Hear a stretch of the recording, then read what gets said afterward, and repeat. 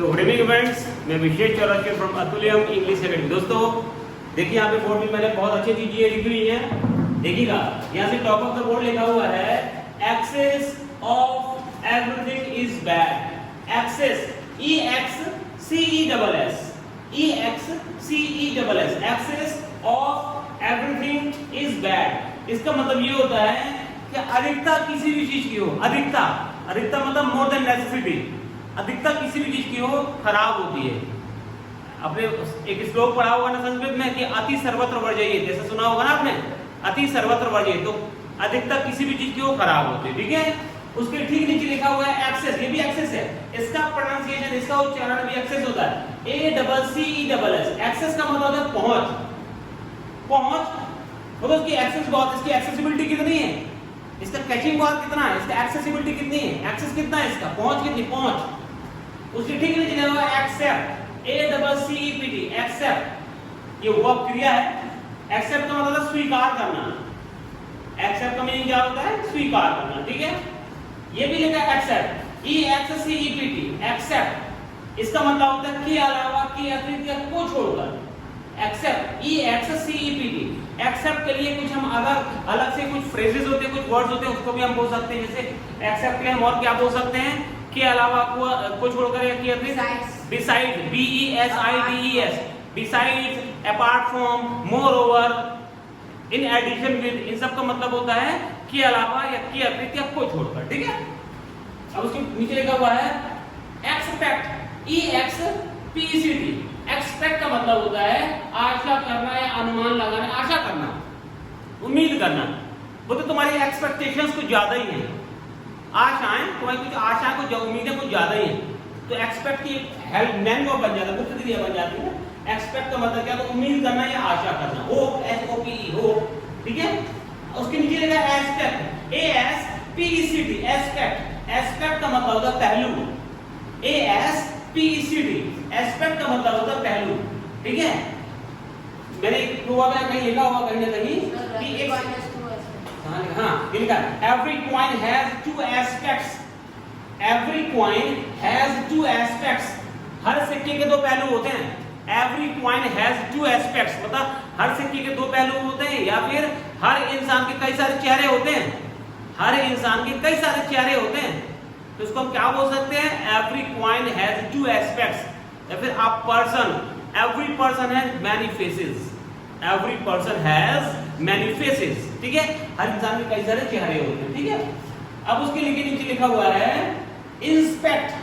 Inspect से बना inspector साहब, पुलिस में होते ना इंस्पेक्टर साहब, तो इंस्पेक्टर के किससे बना, इंस्पेक्ट से बनना है। इंस्पेक्ट का मतलब क्या होता है, छानबीन करना, जांच पड़ताल करना, उसको इंस्पेक्ट करना बोलते हैं, इंस्पेक्ट।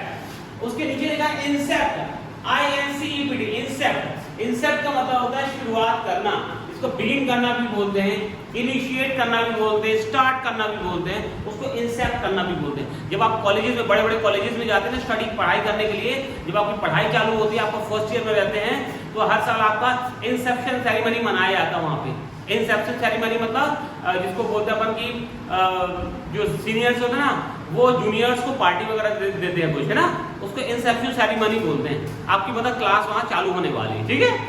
अब यहाँ पे अब यहाँ नीचे लिखे गो टू बेड, एक फ्रेज यहाँ लिखा हुआ है गो टू बेड।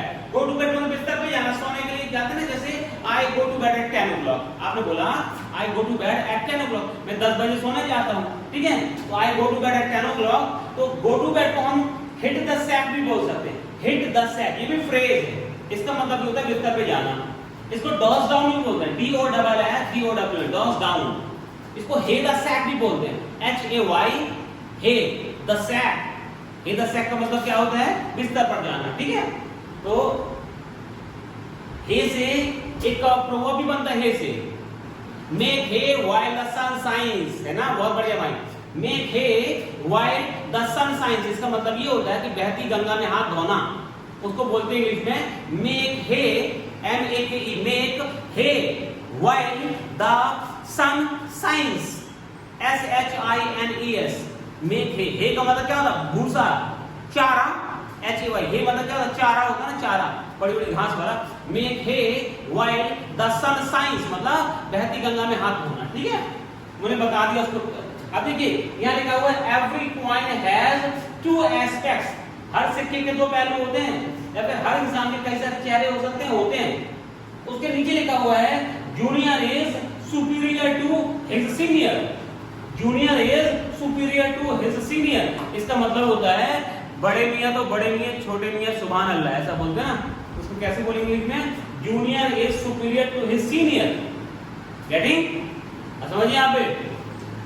अब यहाँ लिखा हुआ है अराउंड द कॉर्नर, ये फ्रेज है अराउंड द कॉर्नर का मतलब होता है एकदम सिर पर। बोलते हैं मेरे परीक्षा एकदम सिर पर है, यहाँ मुझे घूमने मत लगा जाओ यार, है ना। परीक्षा एकदम सिर पर है तो कैसे बोलेंगे? My exams are around the corner. क्या बोलेंगे? My exams are around the corner, don't make me, है ना, फॉर वॉकिंग। ठीक है, don't make me for walking, है ना। गेटिंग ना? सुपीरियरिटी कॉम्प्लेक्स, कॉम्प्लेक्स देखो मैं आपको बताया था इंग्लिश का एक शब्द होता है, उसके हिंदी में कई सारे अर्थ हो सकते हैं। तो कॉम्प्लेक्स का मतलब एक कमर्शियल बिल्डिंग कॉम्प्लेक्स बोलते हैं, कॉम्प्लेक्स शरीर के रंग को भी कॉम्प्लेक्स बोलते हैं, कॉम्प्लेक्सन। कॉम्प्लेक्स का मतलब जटिल भी होता है, और कॉम्प्लेक्स का मतलब भावना भी होता है, जिसको भावना को फीलिंग या वाइब भी बोलते हैं, वाइब, VIB। तो सुपीरियरिटी कॉम्प्लेक्स क्या होता है? अपने आप को उच्च समझने की भावना, कि मैं सबसे उच्च हूँ, उसको बोलते हैं सुपीरियरिटी कॉम्प्लेक्स। मैं सबसे ऊंचा हूँ, मैं सबसे ज्यादा होशियार हूँ, मैं सबसे ज्यादा खूबसूरत, मैं सबसे ज्यादा पैसा वाला हूँ, अपने आप को उच्च समझना, उसको बोलते हैं सुपीरियरिटी कॉम्प्लेक्स। और इन्फीरियरिटी कॉम्प्लेक्स का मतलब होता है अपने आप को नीचा या हीन समझना, कम समझना, अपने आप को कम समझने की भावना, उसको बोलते हैं इन्फीरियरिटी कॉम्प्लेक्स। तो ये दोनों ही नुकसानदायक होते हैं, दोनों नहीं होना चाहिए। ठीक है, नॉर्मल कॉम्प्लेक्स होना चाहिए। ठीक है, नाम किसी कम है ना ज्यादा है। ठीक है, इसमें कुछ बचा तो नहीं है।